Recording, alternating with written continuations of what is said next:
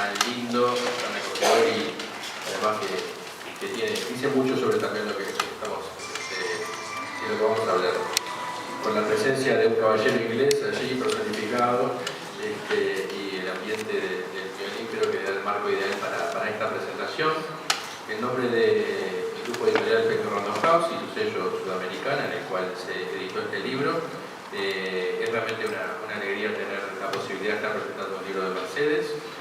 Les quiero decir que trabajar con Mercedes es muy fácil. Ella sabe perfectamente lo que quiere. Eso no me lo decís en soledad. Tiene clarísimo por dónde va la cosa y la verdad que el proceso fluyó muy bien. Creo que el libro realmente ha sido muy logrado. Es un libro que sin duda va a concitar la atención de miles y miles de lectores. También la portada y todo el arte gráfico me parece que realmente da cuenta de lo que hay adentro y del trabajo que hay detrás.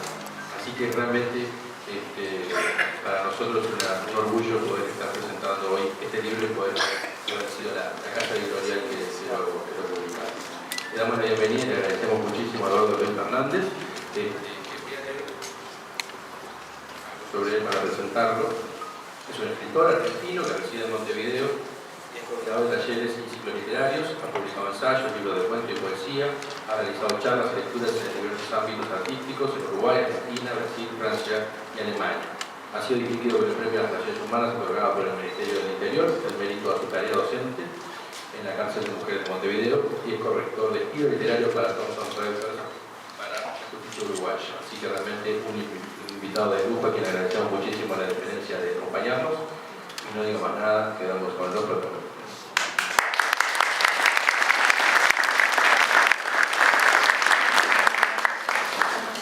Bueno, yo les quiero agradecer que hayan venido, porque la verdad que siempre me acompañan año a año.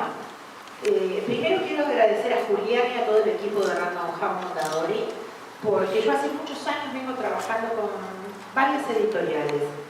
Luis Sica, cuya señora está por allá, adorada, le dio una impronta. Yo siempre digo que la impronta de los grandes hombres que dirigen estas empresas, que de a poco se van transformando en multinacionales, porque cada vez que me encuentro con Julián me entero que han comprado alguna nueva editorial, Alfaguara, ediciones de obra, me olvidé de esta.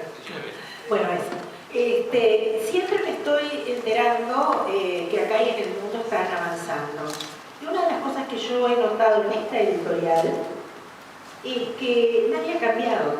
Y Luis le ha dado una impronta familiar.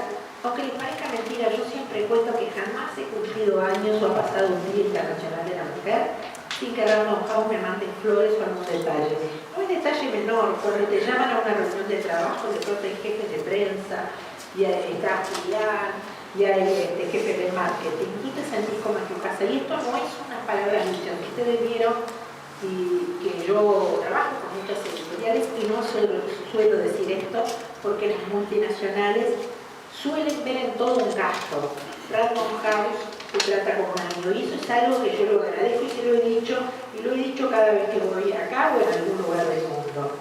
Quiero agradecer fundamentalmente a la familia de Zamor Lafone, todos los representantes que están acá y en los que no están también, porque como casi todos los familiares de mis biografiados, se han mostrado de brazos y corazón abierto y cabeza abierta para prestarme los recuerdos.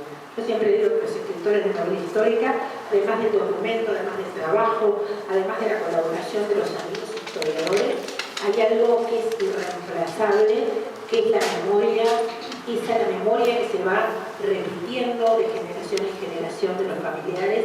Y eso es algo que en el caso de Samuel, en Argentina, en infinidad de lados donde he hablado, porque siempre que voy a hablar de mi libro anterior me preguntan del que está en el horno. Y es increíble porque la gente me dice, pero yo he pasado yo conozco las Islas Malvinas y no sabía por qué la parte sur de la isla Soledad se llamaba así, Lafonia.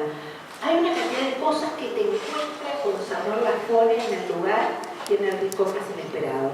O sea que les agradezco a todos, a mis editores y especialmente a mi distinguido y uno de los mejores escritores de habla hispana que yo conozco, que es Eduardo, que somos amigos de hace muchos años, y que sufre la tortura desde hace muchos años de tener que acompañarme no solo en las presentaciones, sino también en las últimas correcciones, en las que él sabe que yo le mando 7 manuscritos diferentes en una misma semana y que los voy cambiando, y él termina. Por eso les digo, yo no soy solo la biógrafa de la familia Lafon.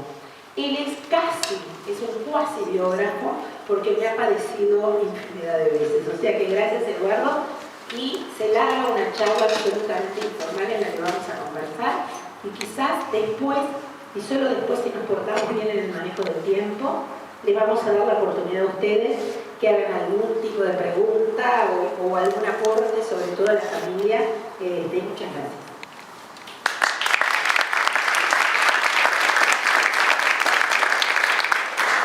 Bueno, buenas noches para todos, y ante semejante introducción, primero de Julián, luego de Mercedes, yo me voy a guardar todos los agradecimientos que tenía, simplemente hacerles mi agradecimiento a todos ustedes y por supuesto a Mercedes en particular, porque una vez más me renueva ese privilegio de presentar sus libros. Es cierto, voy a repetir una anécdota. La primera vez que yo recibí un manuscrito de Mercedes, cometí la ingenuidad de leerlo rápidamente y tratar de devolvérselo con algún comentario, alguna sugerencia. A la semana ya me había mandado 5 o 6.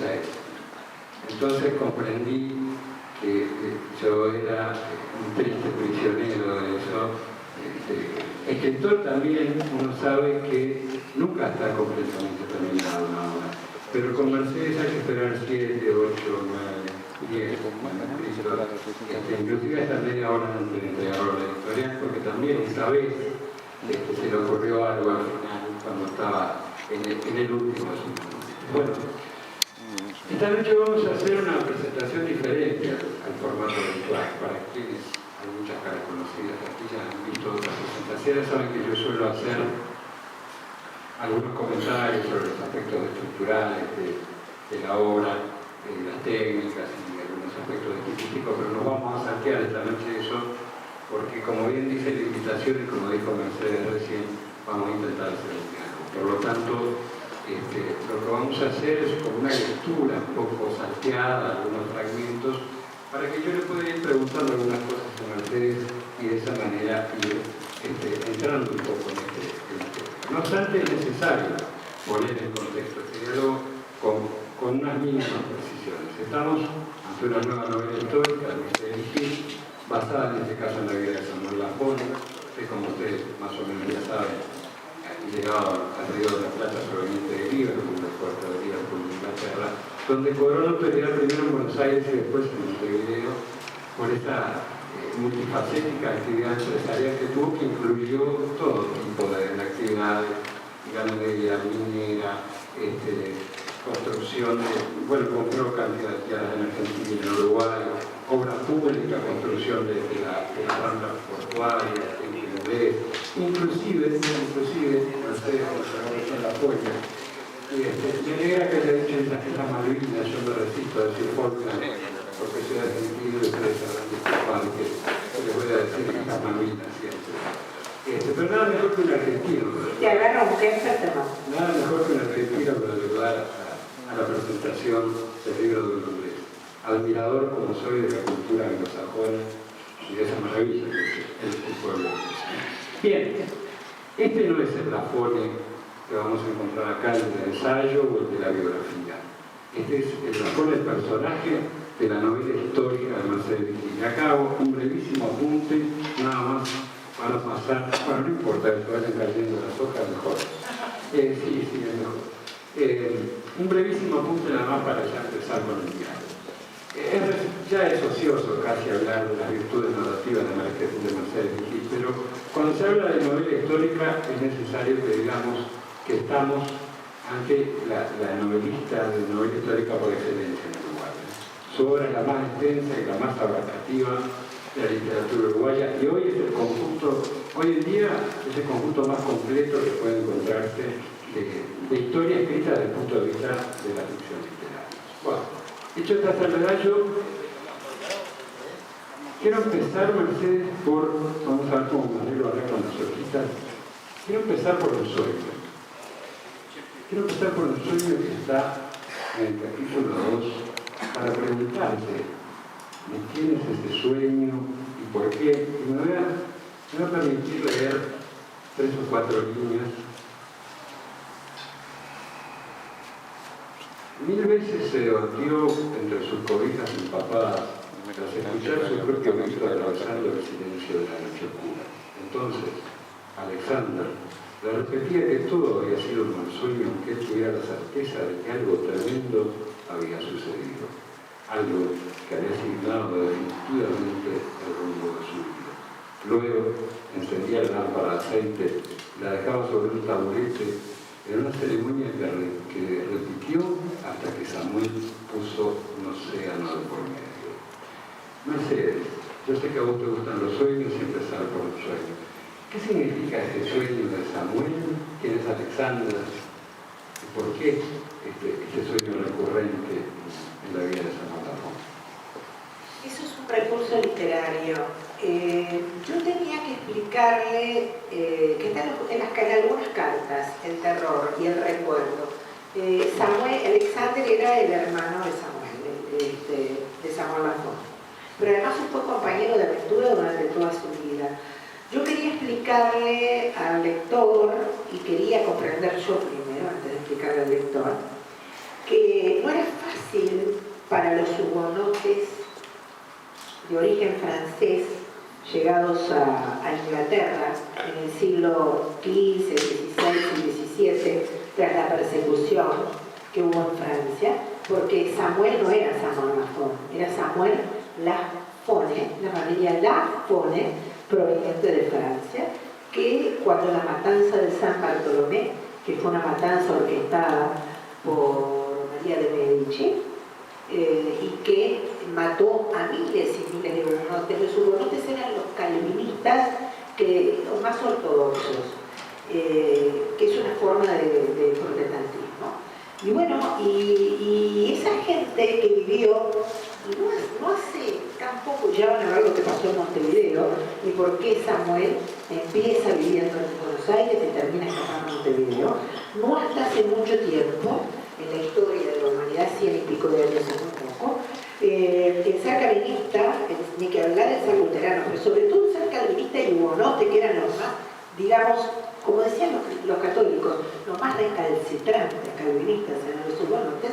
No era fácil caminar por el mundo con esa característica. Samuel Lafone hizo un orgullo de su calvinismo, lo practicó, lo enseñó, lo prodigó, y creo que en definitiva su culminación, la culminación que fue la construcción del templo inglés, no el que vemos ahora, sino el que estaba del otro lado y que se dio vuelta a la construcción de la Rambla Azul, es la finalidad, es el fin de la historia, de una historia muy fuerte que tiene a la América del Sur como el sueño acuñado por Samuel de construir del otro lado del océano un lugar en donde la igualdad, la libertad de cultos fuera un hecho real. Bien, tenemos una primera explicación, vieron que es mejor, ¿no? De primera mano de la autora. Una manera de ir anticipándonos un poco a la lectura. La hicimos un poquito más adelante, no demasiado, después vamos a pegar un salto más grande. Porque hay un lugar que a mí se me ocurre, lo puse yo el punto de partida de ayuda a memoria que me dice, en donde tú describís un ambiente fantástico, muy típico de la época, que se llama la Taberna de Lares. Allí, en ese lugar de Liverpool, es donde Samuel Lafone y su hermano Alexander conocen personajes fantásticos, hombres de mar, como ese irlandés al que llamaban el capitán, que cuenta historias fabulosas. Allí también aparece por primera vez en la novela Alvin Blount, que es un personaje de ficción creado por Mercedes, pero que va a ser inseparable de Samuel a lo largo de la novela. Entonces, a mí me gustaría, sin leer nada, que tú nos describas un poquito ese ambiente y los personajes que circulaban en ese ambiente marino, de historias, acaso demasiado fantásticas, cuando aparece alguien que ha cortado un brazo en un enfrentamiento con un monstruo marino, un poco cómo estaban rodeados Samuel y Alexander, ¿qué era lo que escuchaban allí? ¿Qué es lo que les dijo Alvin? Y si quieres, una historia particular que se da entre Samuel y Alvin a través de una mujer. Bueno, eso es fundamental. La historia es verdad que en cartas que hay en el Archivo General de la Nación Argentina, hay algunas cartas en las que Samuel cuenta cómo empezó en el puerto de Liverpool a entusiasmarse con el sueño americano. Y entonces, lo que yo pretendí a través de su entusiasmo, no olvidemos que no era igual el entusiasmo entre 1810 y 1820, no eran las mismas circunstancias que 100 años antes, pero era muy difícil todavía en aquel momento cruzar América, porque solían suceder, o no olvidemos que Samuel Bajón pertenecía a una familia privilegiada de Liverpool. Por consiguiente, el registro de sus pensamientos y sus amistades en las famosas tabernas que él nombra en sus cartas debieron ser muy parecidas a las que nosotros transcribimos en el libro. No olviden que había gente exitosa hasta el desenfado y gente doblada hasta el eclipse, porque en aquella época venir a conquistar, hacerse en América no era asunto fácil. Se podía fracasar como se podía gozar. Sin embargo, Samuel y Alexander tenían una característica que era su implante cultural. El implante cultural de un grupo de jóvenes de Liverpool, que fueron después los que viajaron a Buenos Aires y formaron la City porteña, y después la pequeña City montevideana, mucho más modesta. Ellos sabían muy bien lo que acontecía. Ustedes saben que yo ya mucho tiempo antes, trabajando en el archivo de India, veía lo difícil que era el implante de la inmigración europea hacia estos lados. Ustedes saben que a veces había gente que salía del puerto de Liverpool o de cualquier puerto europeo y de pronto iban a Cartagena de Indias o iban a algún lugar en donde el calor le facilitaba la vida, en donde el hecho de haber piedras preciosas le facilitaba la vida. Por eso en la caverna les explican que Montevideo y que Buenos Aires no es lo mismo que llegar a México o llegar a Colombia, porque no había oro, porque no había piedras preciosas. Ustedes saben que era tan casual la situación que alguien podía salir del puerto de Liverpool en un barco y encontrar en pleno camino no solo los vientos alisios que los desviaban, sino también piratas y filibusteros, que de pronto salía siempre una flota, siempre salían en flota de 18 o 20 barcos, y era normal que llegaran 3 o 4. Entonces, había que formarse, había que tomar coraje. Y en la taberna del Galés, en Liverpool, que tanto Alexander como Samuel, dos personajes increíbles, porque eran hijos de una de las familias más reputadas de Liverpool, y además eran socios de un club inglés muy apreciado en la ciudad. Y entonces se escapaban del club y se iban a la taberna a ver qué era lo que decían los navegantes. Y van a ver en los capítulos que hablan de la taberna que había tantos emigrantes y tantos personajes dispuestos a cruzar o no el mar como historias se podían contar. Y eso creo que es una de las cosas más, es uno de los capítulos más atractivos del libro, como una pintura de época y una forma de expresar cómo esa gente salía a la búsqueda de su destino sin saber si el destino no los iba a atrapar antes de tiempo, ¿no? Entonces, a mí me gustó mucho ubicarlo muy adelante ese capítulo, no solo porque hay un encuentro que no quiero contar muy importante, que después se va a repetir en el futuro y que va a tener que ver con la Pampa Argentina y con Colonia y con un personaje muy especial que tuvo siempre ligado a Samuel, sino además porque era el reflejo de toda una generación y de toda una clase social que no era la misma clase social. No olvidemos que a América llegaban barcos con presos, llegaban barcos con evangelizadores, llegaban barcos con soldados. Bueno, este grupo y de Liverpool generalmente llegaban barcos con hijos de empresarios y nobles empresarios, jóvenes empresarios. Entonces, eso es lo que marca esos capítulos en la Taberna del Galés. Trata de ser un abanico que explique cómo cada uno termina siendo y representando y fundando en América lo que lleva en su estirpe, ¿no?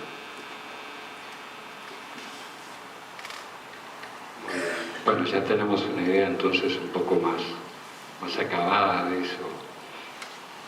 Nos estamos imaginando, no sé por qué, pero las paredes de la Taberna del Galés no serían muy diferentes a estas, ¿verdad? Absolutamente. Algo Y parecido. cuando entren a la bóveda van a ver un techo muy primitivo y me parece más parecido a aquel todavía, que es más antiguo. Sí. Tiene una fascinación ese capítulo, ya van a ver cuando lo lean. Yo ahora te quiero llevar un poco a otro tema, hablar un poquito de amores y de religión, ya habiendo transcurrido un tiempo en la novena, con Samuel Lafon ya instalado hace un tiempo en Argentina, antes había arribado su amigo Alvin Blount. Ambos están comprometidos con las mujeres con las que se van a casar, pero Samuel Lafon se había enamorado de María de Quevedo. Por favor. Se había enamorado de María de Quevedo, ¿verdad? Sin embargo, esta unión no estaba bendecida por la familia Quevedo. El capítulo 9 narra un episodio que es bastante intrigante. Allí están dos mujeres, María de Quevedo y su madre, ya vamos a ver dónde y por qué están allí. Yo lo voy a leer y después le voy a preguntar a Mercedes qué hacen esas mujeres ahí y por qué ese entuerto terminó convirtiéndose en un escándalo que inclusive motivó la intervención de Juan Manuel de Rosas. Dice así, voy a leer el principio de la página inicial del capítulo 9, para entrarlos un poco en clima, ¿verdad? Me voy a acercar el libro porque por más lente que tenga, esto ya es un tema que tiene que ver con los años. La juventud es un defecto que se cura con el tiempo, decían, ¿no? Yo ya me curé de ser joven. Al sonar las campanillas aparecieron un par de monjas silenciosas para cerrar los postigos, apagar los candiles y rellenar de agua la jofaina. María permaneció sentada en el extremo de uno de los camastros que oficiaban casi de único mobiliario en la habitación del segundo piso que les habían adjudicado.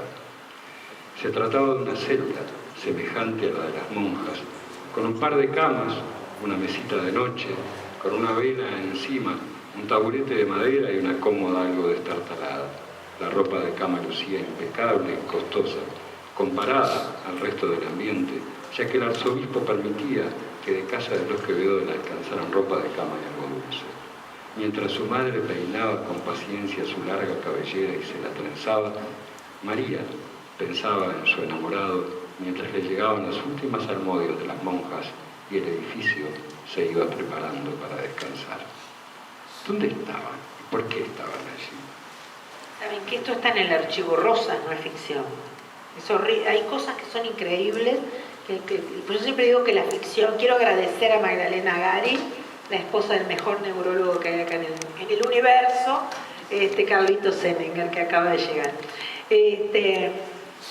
Saben que es increíble, siempre los capítulos que parecen más ficcionados son absolutamente... Esto que narro con algún tipo de detalle delicado o literario, algo más florido, está en el archivo Rosas.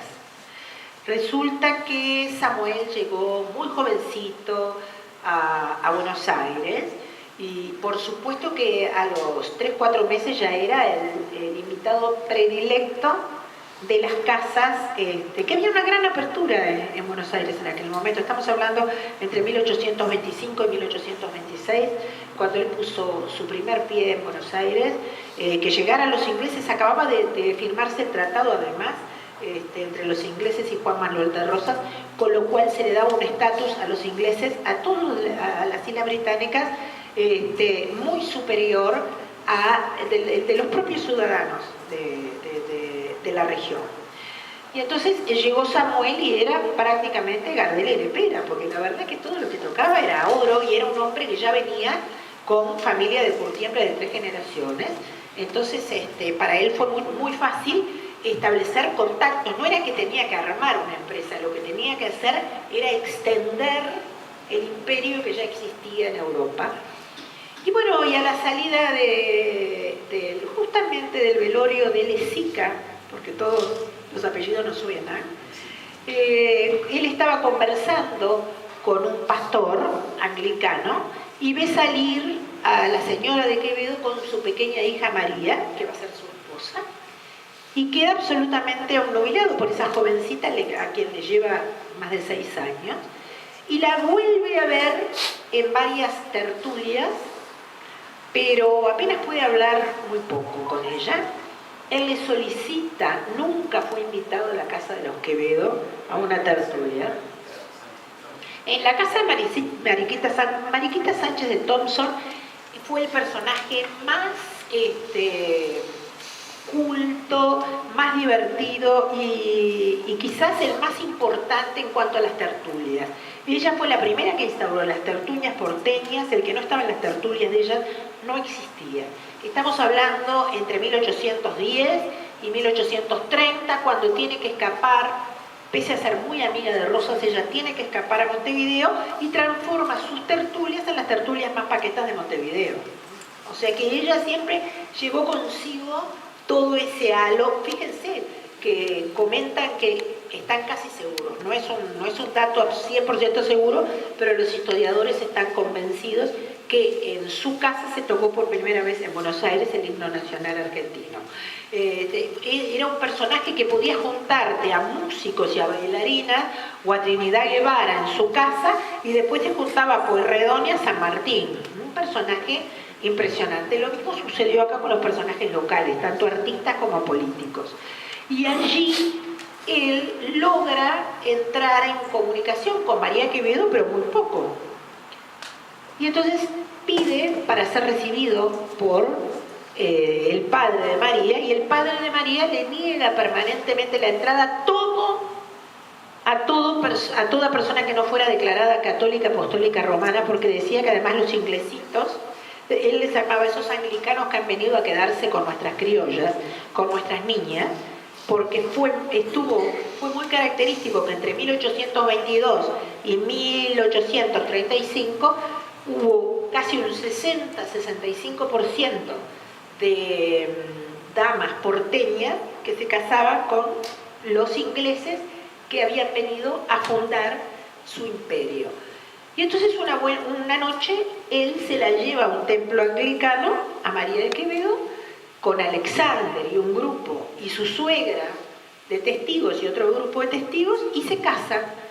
Cuando el padre se entera, íntimo amigo de Juan Manuel de Rosas, pese a que las bodas interconfesionales estaban supuestamente, entre comillas, autorizadas, Juan Manuel de Rosas ordena que María, y es el mismo, lo que yo narro es verdad, en la misma casa de ejercicio donde narro, es donde la encierran a María con su madre, y a Samuel y a todos los testigos los meten presos y amenazan con fusilarlos. Al final, todo esto termina con que logra Manuel zafar de esa muerte pagando una gran suma de dinero, logra María, salir con su madre de la casa de ejercicios, y tras un breve pasaje e insoportable azuse de Juan Manuel de Rosas, terminan cruzando a Montevideo y estableciéndose en Montevideo. Pese a que, por supuesto, a los 3 o 4 años, como Juan Manuel de Rosas y Lafone sabían que entre ellos podía haber una gran alianza económica, ambos terminan por olvidar el incidente y vuelven a negociar. Pero esa es la historia, por qué terminan, y es real, es absolutamente real, hasta el lugar físico es real. Yo lo visité, por supuesto que es un museo actualmente, ¿no? Pero es así. Qué interesante, era una historia que realmente... O sea que el propio padre de María fue que la denunció. El propio padre de la novia. Una cosa, no solo porque era hugonote, calvinista, para que entiendan más, sino además porque era masón. Claro, sí, otro detalle. Bueno, nada menos, ¿verdad? Bien, vamos a pegar un salto un poco grande en la novela y vamos a cambiar de espacio narrativo. El espacio narrativo es el lugar donde suceden los hechos en una novela, ¿verdad? Digo yo para sacarme el gusto de decir algo técnico que junto con el mecanismo de la acción y el tiempo narrativo son los tres aspectos estructurales de una obra, además de los elementos y el narrador, ¿verdad? Ahora cambiamos y ya nos mudamos a Montevideo. Como recién acaba de decir Mercedes, que parece que adivinara lo que yo voy a decir, en realidad no lo sabe, pero simplemente una cuestión de que yo creo que ya nos conocemos de mirarnos. Ella me da un poco el pie para decir que, bueno, al final la familia de Samuel Lafone, las luchas entre unitarios, federales, todo lo que estaba pasando en Argentina, decidieron que Lafone se mudara con su familia en Uruguay en busca de una mayor tranquilidad, seguridad para sus inversiones. Y muy pronto, al decir de Mercedes Vigil, Samuel le va a imprimir su sello distintivo a todas sus actividades. Y para eso utiliza una frase que se llama palabra de inglés, que es como un símbolo, una manera honorable de cerrar sus transacciones. Yo me puse a pensar que si elegiste, Mercedes, esa frase como título del libro, es porque de algún modo define a Lafone, define su personalidad. Entonces este es un momento para preguntarte, sin leer nada, esto que yo comento está al final del capítulo 12, donde menciona palabra de inglés. Yo quería preguntarte que nos dieras un poco algunos detalles de esa personalidad de Lafone, si en verdad era un caballero que honraba tanto su palabra, o digo, esto era también una estrategia comercial. Sabemos que era un hombre importantísimo en cuanto a... había cobrado ya mucha importancia en Buenos Aires y estaba empezando a ser en Montevideo alguien muy reconocido, que se le encargaban negocios muy importantes. Esto de palabra de inglés. Ya cuando llegó, ahora al final te voy a decir lo del nombre, porque acá hay una persona que es la responsable, que el libro se llama. Está bien. Pero les voy a contar que ya Samuel cuando llegó era importante, lo recibió el cónsul inglés porque ya era importante, pertenecía a una familia importante y era un hombre importante, la verdad que no hay otra palabra. Y yo cuento, hay una anécdota que revela, hay uso, la palabra de inglés también, pero esta anécdota que voy a contar solamente un pequeño detalle, cuando se van del puerto hasta un hotel muy tradicional, argentino, que albergaba, prácticamente era el único que albergaba a los ingleses, el cónsul le va contando rápidamente, desde el puerto hasta allí le va contando algunas cosas del nuevo país. Entonces le dice, ni se te ocurra ponerte a explicar a los criollos cuál es la que tú sos inglés y que hay otros galeses y que hay otros irlandeses. Entonces le baja la valija y le dice, tampoco se te ocurra explicarle que no somos norteamericanos, porque para los criollos somos todos gringos. Claro, y eso formaba parte del país y de la región a la que llegaba Samuel. Nosotros estamos muy acostumbrados, es más, yo el otro día decía en Buenos Aires que los escritores latinoamericanos y los del Río de la Plata hablamos mucho de pronto de novela histórica sobre los portugueses que fundaron, sobre los españoles, sobre los italianos. Hemos escrito poco sobre los ingleses.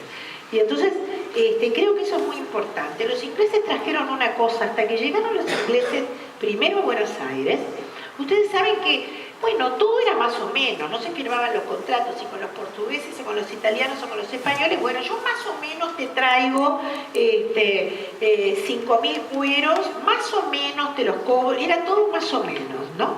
Y a veces no venían, la palabra no era una cosa demasiado importante. Y una de las cosas, y eso figura en uno de los capítulos como empieza, pero eso es un ejemplo, que trajo Samuel y su hermano, que en el primer contrato que efectúa sobre la compra de unas barandas, que se le dice baranda, que son realmente unos lanchones, lo cambiamos porque la gente no lo iba a entender, es de idioma náutico, son los lanchones, porque antes los barcos, por ejemplo, no llegaban a Buenos Aires, porque no estaban dragados, entonces los barcos llegaban a varios kilómetros. Entonces, desde los barcos desembarcaban en los que se llamaba barandas. No, pero ahí no termina. Te estoy criticando el puerto de Buenos Aires. de Montevideo no era tan feo. Y después, cuando llegaban 6 o 7 cuadras antes de desembarcar, de las barandas o lanchones pasaban a carretones, que se iban todos, iban haciendo agua, eran terribles. Las narraciones de Samuel y de una cantidad de gente que llegó en el momento, bueno, si habías pasado el Atlántico, si habías pasado los vientos alisios, y si lograbas pasar los 3 sistemas precarios de desembarco, si llegabas a Buenos Aires, era que la tenías hecha. Era así realmente, no era una exageración.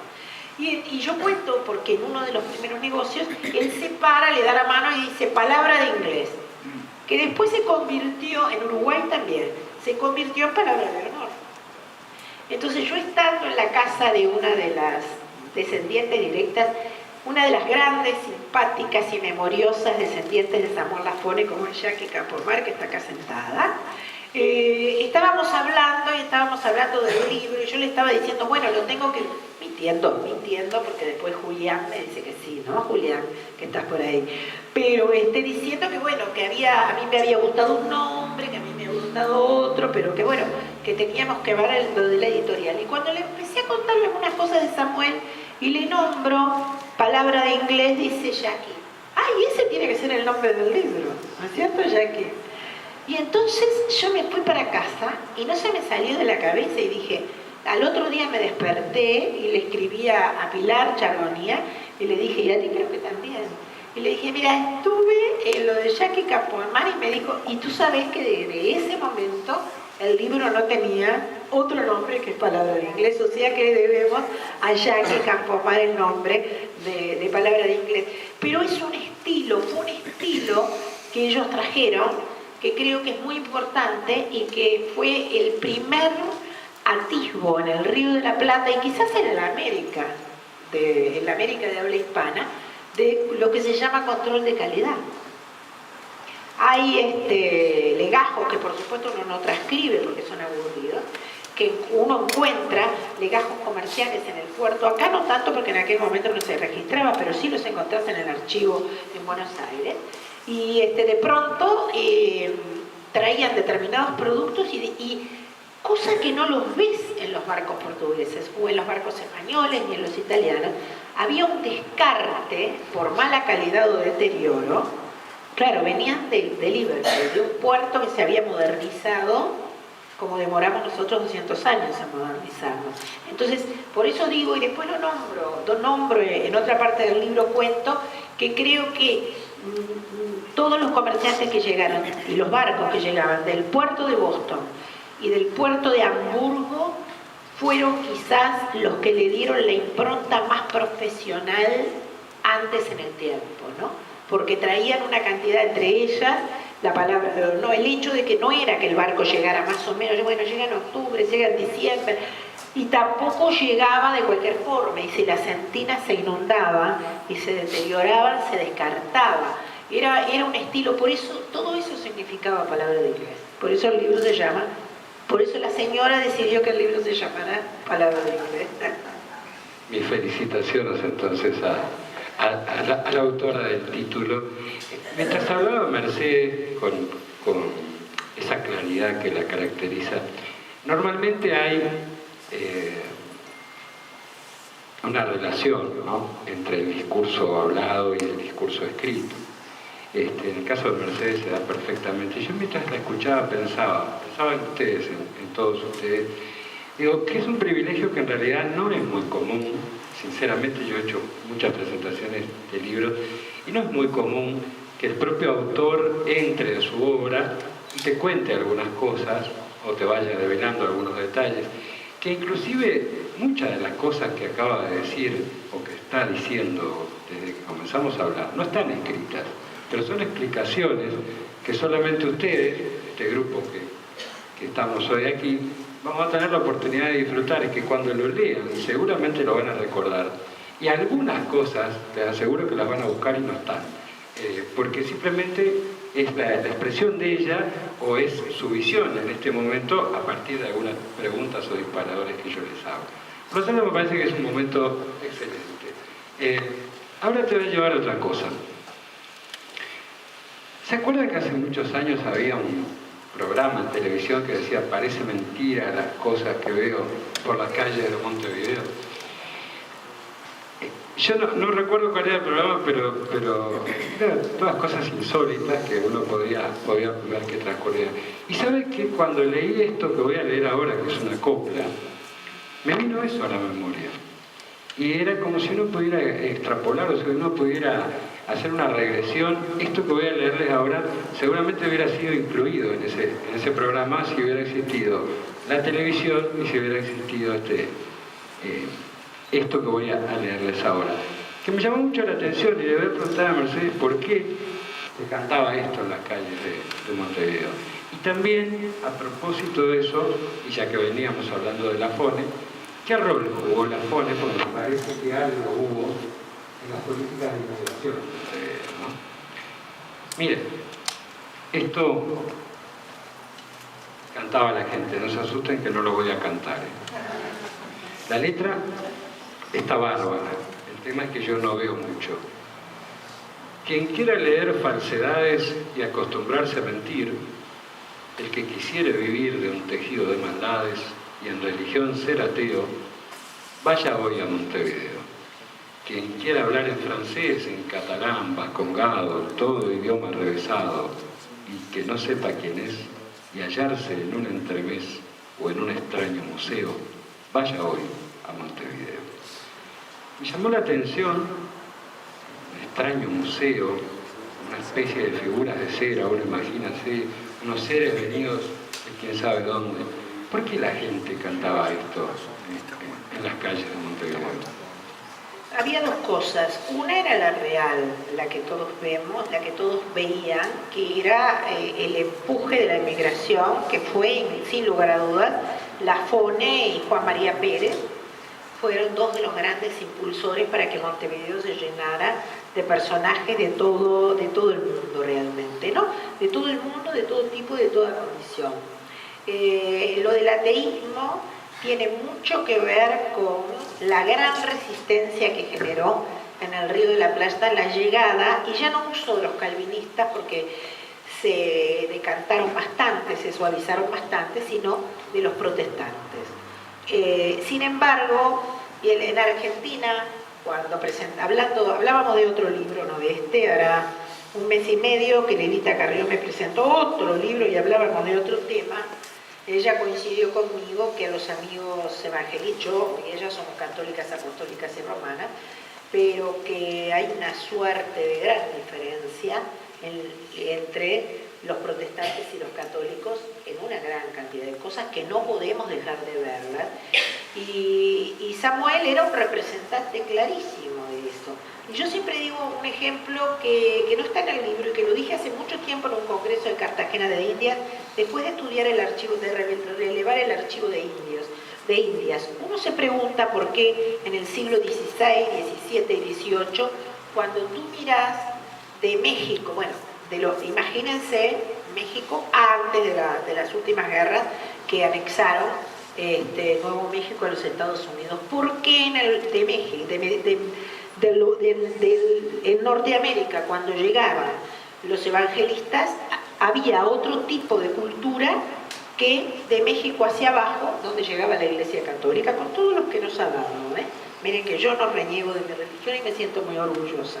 Y hay un hecho fundamental. Y tú miras el índice de alfabetización en aquella época, siglo XV, XVI, XVII, y es muy diferente. ¿Qué acontecía? Y esto lo hizo Samuel Lafon. Y por eso los hijos de Samuel, por eso Samuel Lafon y su mujer, siendo ella católica, apostólica, romana, y siendo él definido ya, porque va cambiando la definición a medida que pasa el tiempo y se establece Montevideo, ya definitivamente anglicano cuando funda el templo inglés, porque él tenía una actitud mucho más aperturista, y tal es así, y ustedes pueden atestiguarlo. Fueron gente de mente abierta y sus hijos se casaron con quienes se enamoraron y no tuvieron el mandato de seguir cómo le pasó a él. Además lo hizo a propósito para que no sufrir lo que sufrieron ellos, pero además es algo que le viene a los evangelistas. Ustedes saben que cuando llegaban a América los pastores evangelistas, lo primero que hacían, estoy hablando desde el siglo XIV, XV, era elegir un lugar para hacer su templo, que podía ser unas piedritas, y designaban entre los feligreses cuáles iban a leer el sermón cada domingo siguiente. ¿Parece un tema menor? No. ¿Eso qué hacía? Que los feligreses salieran corriendo a aprender a leer. ¿Qué pasó con la iglesia? No, estamos hablando del siglo XIII, XIV, XV. ¿Qué pasó con la iglesia católica? Mi iglesia católica. Hasta 1950 aproximadamente se daba la misa en latín y de espaldas a la gente.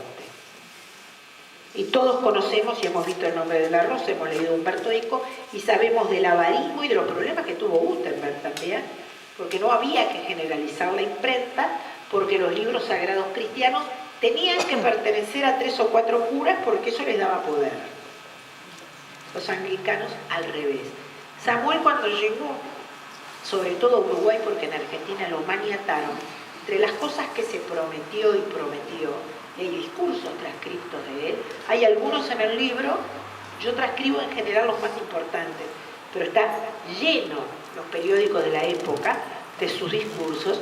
Una de las grandes obsesiones era abrir las puertas, tanto del templo. Fíjense que él, cuando hizo el templo inglés, lo primero que hizo fue ofrecerle al resto de las comunidades religiosas que no profesaban la misma religión que él, para que lo usaran para establecer su culto. Él no quería que todos tuvieran su culto, él quería que todos tuvieran un lugar para desarrollar el culto. Cosa muy distinta a lo que hizo la Iglesia Católica, y ya van a ver el lío que tuvo con Damaso Antoña Larrañaga. Pensé que Damaso Antoña Larrañaga era masón como él. Yo cuento toda la historia. Pero esa es una visión muy importante, y eso es un hecho muy importante que ha marcado la llegada de los anglicanos y la llegada de los protestantes a cada rincón del mundo. Tú no es lo mismo exigir o exhortar a que tus fieles sean tan inteligentes y tan cultos como tú, o tratar de que tus fieles te sigan a través de una ignorancia ciega. Es exactamente el pie para algo que te iba a preguntar ahora, que de alguna manera empezaste ya a contarnos. Es otra faceta menos conocida de la FUN, pero que Mercedes acaba ya de poner en contexto. ¿Qué impulsó a la FUN entonces? Ya en parte está contestado por su fe religiosa, ¿no? Pero un hombre tan multifacético, de actividades tan diversas como las que emprendió este inglés, ¿por qué se metió en el tema de importar, de traducir Biblias? Y eso generó también un escandalete muy grande. De alguna manera creo que ya un poco contaste, ¿no? Pero no sé si esto está vinculado con lo que decías recién. Claro, los evangelistas, y sobre todo Samuel, que formaba parte, además representaba la Fundación Bíblica, varias fundaciones bíblicas europeas, entendía, como casi todos los protestantes, y ni que hablar los anglicanos, que la Biblia tenía que ser leída por todos los fieles e interpretada por todos los fieles. La religión católica quería una Biblia por país, y la tenía el arzobispo. Porque siempre la religión, no ahora, digo, no siempre, ahora hay otros medios, pero en aquel momento en el cual no se olviden, no existía medio de comunicación, era otro mundo. La religión era un medio de dominación fundamental, lo que a principios del siglo escribía Ángel Rama, yo llamaba los chamanes de la tribu, ¿no es cierto? El chamán de la tribu conoce los 3 yuyos y los 3 pases fantásticos y no se los cuenta a nadie porque eso le da poder, ¿no es cierto? Bueno, eso ha pasado mucho con nuestra religión católica. Samuel era todo lo contrario, inclusive recordó el caso de una jovencita, Mary, no me acuerdo el nombre, que la tengo citada, y él lo cuenta, porque es un hecho, lo cuenta en una carta y es interesante, el caso de una chica galesa, una jovencita galesa que siempre quiso leer la Biblia en su idioma. Y había solamente a 15 kilómetros... María Jones. Había solamente a 15 kilómetros, entonces ella caminaba 1 o 2 veces por semana hasta el lugar en donde estaba la Biblia en su idioma y lo leía. Y esa historia, hasta que pasaron varios años y ella pudo adquirir dinero, juntar dinero y comprar una Biblia en galés, que era una excentricidad. Entonces esa historia que conoció y que era contemporánea Samuel cuando era joven, lo motivó a tener una obsesión que después transmitió a los Tompkinson, que fueron sus consuegros, y a una cantidad de gente también de su religión, sobre la necesidad de traducir las Biblias al idioma, en este caso al idioma español, para que los orientales, iba a decir los uruguayos, y los argentinos pudieran leerlo.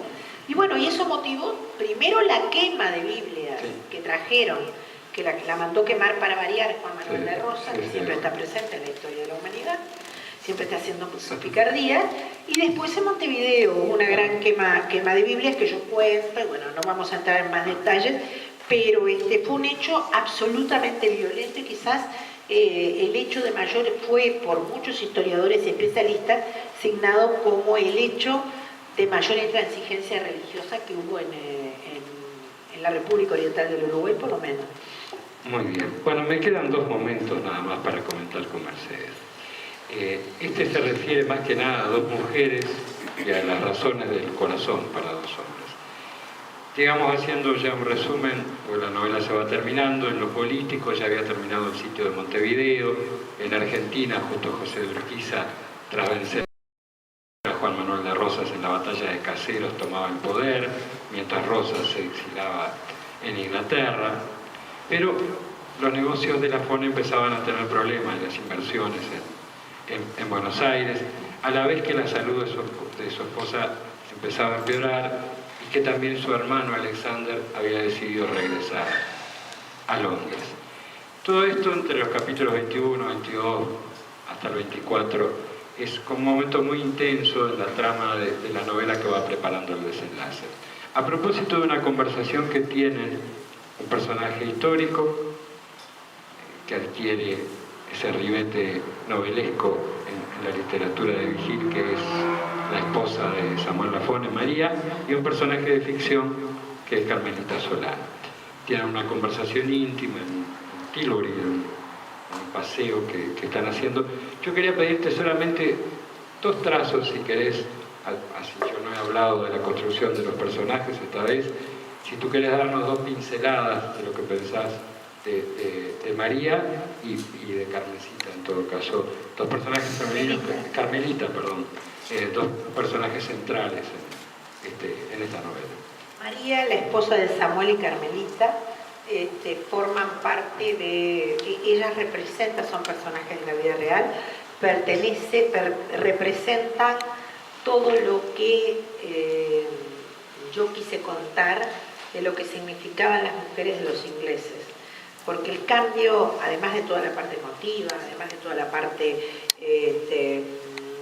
del relato coloquial de lo que era la ciudad de Montevideo, la ciudad de Buenos Aires, la ciudad de Colonia, donde vivió una de ellas, además de todo eso, había una marcada y notoria diferencia en la crianza, en la relación. Una de las cosas cuando llega Samuel y se casa, después de salir de la cárcel, él y ella del hospicio, que le llama la atención como todos los criollos siguen viviendo bajo la vara de los padres, la madre.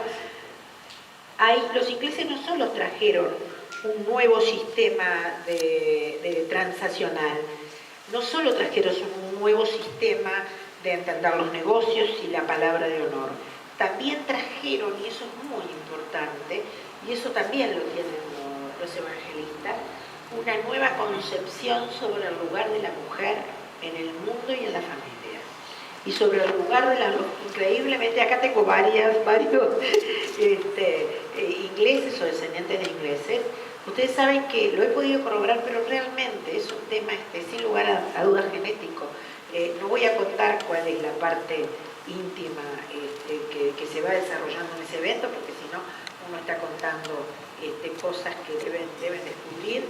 Pero sin lugar a dudas eso plantea todo un abismo cultural que lamentablemente se fue perdiendo. Yo siempre creo en los aportes multiculturales, esa onda del indigenismo, yo creo que la historia, hace años en un congreso de la lengua, alguien tuvo, Víctor García de la Concha, el presidente de la Academia de Letras de Madrid en una tertulia literaria que éramos 5, en la cual yo estaba muda porque estaba muy asustada, la verdad, porque era toda gente importantísima y yo dije, ¿qué estoy haciendo acá arriba? No tenía una gana de salir corriendo, hasta que el presidente de la Academia, estaba el presidente Belisario Betancur, el expresidente de Colombia, éramos William Ospina, un escritor bastante famoso, Cruz, como es el nombre, el escritor mexicano, el heredero de García Márquez, y desde ahí estaba yo dije, ¿qué estoy haciendo acá arriba, no?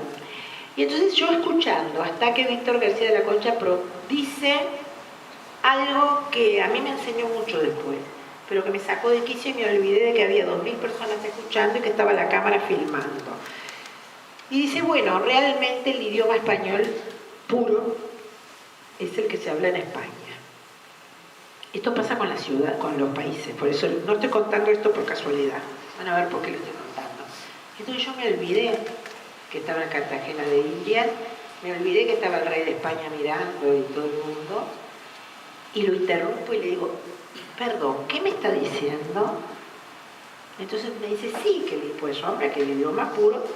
Digo, ¿usted sabe que cuando Alberto de Nebrija redactó la primera gramática del idioma español en 1492, el año del descubrimiento de América, ya ustedes tenían más de un 30% de palabras de los árabes, algunas americanas, otras ¿cómo es de estos otros?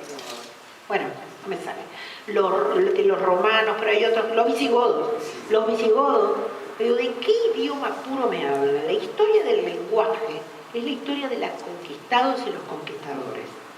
Esto pasa cuando uno habla a veces, lo decía el otro día en Buenos Aires, uno pasa a veces cuando habla de los ingleses, habla de... Antes pasaba, ahora ya no tanto, cuando habla de todos los que vinieron en aluvión a formar esto que somos nosotros, ¿no es cierto? Entonces salen los indigenistas y te dicen no, porque los puros somos nosotros. Seguramente los indigenistas, los que saben de indigenismo, saben que también los indígenas y los chanaes y los charrúas fueron víctimas de cientos y cientos de invasiones y de luchas, y entonces fueron mixturándose. No existen idiomas puros, como tampoco existen razas puras, no existen países puros. Y entonces eso es, yo creo que las mejores naciones, los mejores países son los que logran administrar esa mezcla fantástica que hay de pronto entre la tosudez vasca y el escandalete italiano con la seriedad inglesa, ¿no es cierto? Creo que es claro, y a veces cuesta, ¿no es cierto? Pero la verdad es que esa famosa y tan trillada expresión, todos bajamos de los barcos, es verdad, y todos sumamos, ¿no?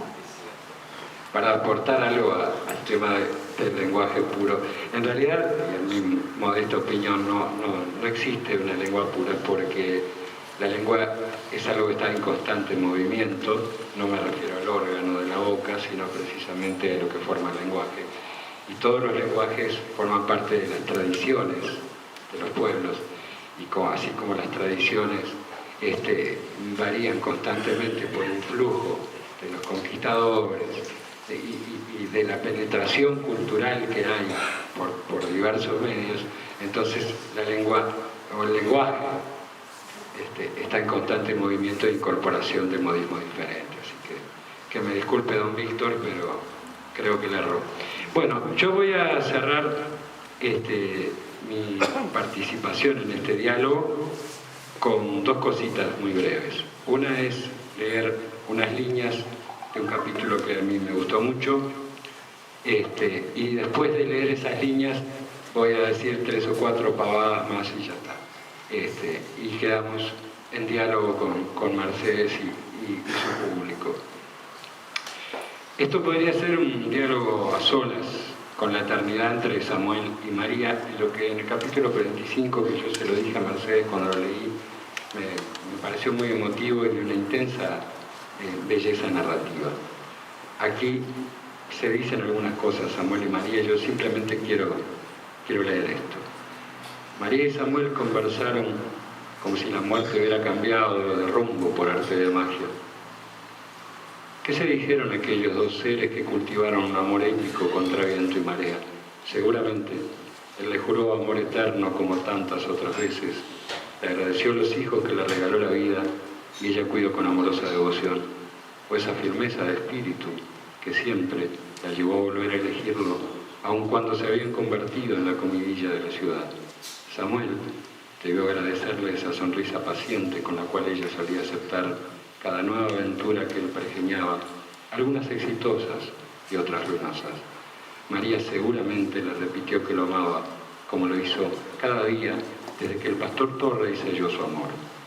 Ella debió agradecerle su permanente espíritu soñador, la energía vital que nunca le permitió bajar los brazos, el cariño infinito hacia su familia y el haberle dado alas para volar a su lado.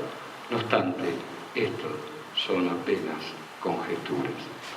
Conjeturas, dice Mercedes Vigil, repito, en uno de los momentos para mí de mayor belleza narrativa de este libro, conjeturas que después adquieren una certeza definitiva en las próximas páginas.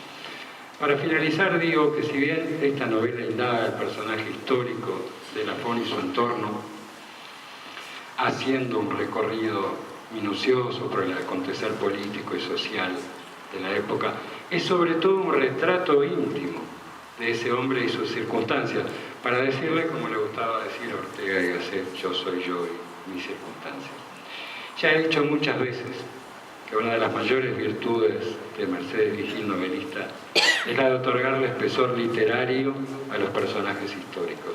Y este es un inmejorable ejemplo, lo hemos visto, que en la construcción de este Samuel Lafón ella ilumina las zonas menos conocidas y a través de eso conocemos los sueños, los temores, las supersticiones de este Samuel Lafón, su amor inquebrantable por su esposa María, incluso su amistad con Alvin Blount, acaso imaginaria pero posible en este universo.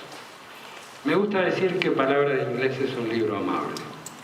Me gusta decirlo porque sus páginas nos invitan a leerlo y vale la pena hacerlo. Si me permiten, levantando algo del título, se lo garantizo.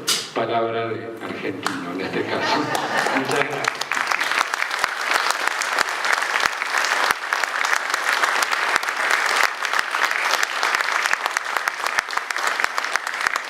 Le agradezco a Eduardo, le agradezco a la gente. Hay dos cosas sobre que nos dijimos y que creo que es muy importante, que van a descubrir cómo este hombre en 1834 impuso la ley de 8 horas, impuso el descanso dominical en un saladero que fue muy famoso, que es el saladero, hizo el pueblo Victoria, que ahora es La Teja. La gente le decía La Teja justamente porque las casas victorianas tenían teja.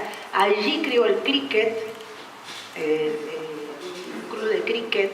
Era un personaje inefable, compró la Isla Gorriti, compró Punta del Este, transportaba de Punta del Este a lo que era, desde el pueblo de Ituzaingó, que después fue Punta del Este, hasta Maldonado en dromedarios, las pieles de la Isla del Lobo. Digo, fue un personaje absolutamente surrealista.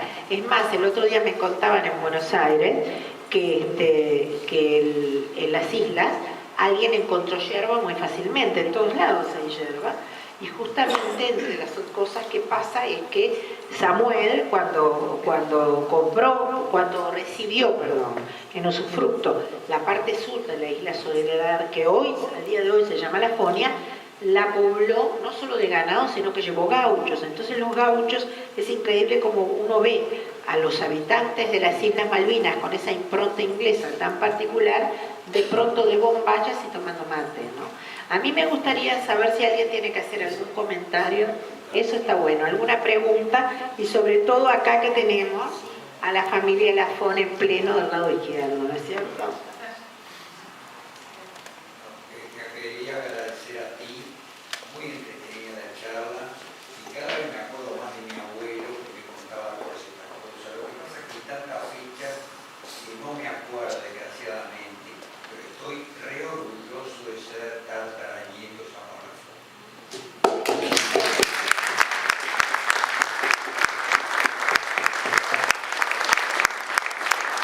Gracias gracias, han sido todos muy generosos. Siempre yo digo que las familias de mis biografiados siempre son, conmigo han sido absolutamente generosos. No sé si alguien, Jackie, la autora del nombre del libro, no sé si querés tener un comentario.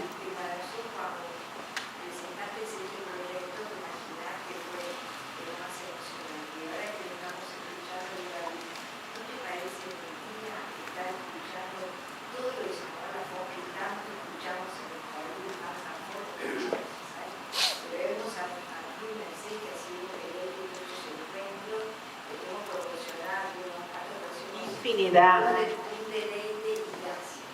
No, gracias a ustedes y un aplauso.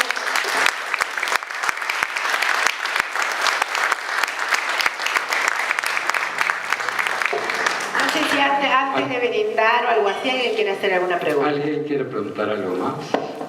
A ver, allá el señor.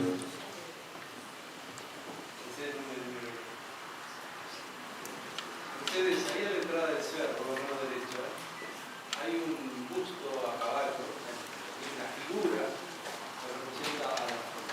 Él está vestido de gaucho, si mal no recuerdo.